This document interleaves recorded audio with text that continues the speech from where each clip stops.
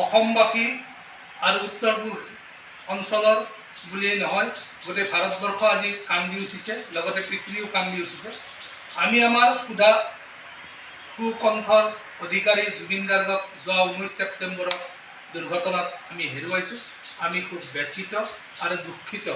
আমি সকলোৱে আজি মিলিত হৈ তেখেতক সশ্ৰদ্ধ প্ৰণাম যাচিছোঁ।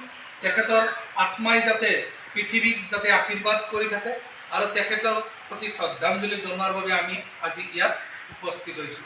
এই শ্ৰদ্ধাঞ্জলি জনোৱাৰ নিমিত্তে আমি পোনপ্ৰথমে আমাৰ মাজত কংকন ছাৰ আছে, দীপ্তি বাইদেউ আছে আৰু মন্দিৰা বাইদেউ আছে। তিনিগৰাকীয়ে এজন এজনকৈ গৈ পেলাই প্ৰথমতে বন্তি প্ৰজ্বলন কৰিব। সেয়েহে মই পোনপ্ৰথমে আমাৰ দীপ্তি বাইদেউক বন্তি প্ৰজ্বলন কৰিবলৈ আহ্বান জনাইছোঁ। বাইদেউক সহযোগিতা কৰিব আমাৰ মঞ্জু বাইদেউ। মঞ্জু বাইদেউ বাইদেউক আগুৱাই লৈ যাব আৰু দীপ্তি বাইদেৱে বন্তি প্ৰজ্বলন কৰিব। আৰু কংকন ছাৰকো মই বিশেষভাৱে অনুৰোধ জনাইছোঁ, তেখেতে যাতে আমাৰ এই ইয়াৰ আমঠু জুবিন গাৰ্গ মহাশয় শ্ৰদ্ধাঞ্জলি অনুষ্ঠানত তেখেতে যাতে বন্তি প্ৰজ্বলন কৰে।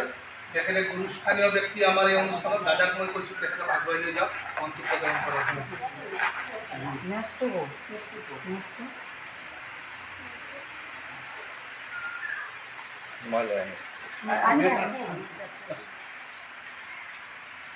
বহি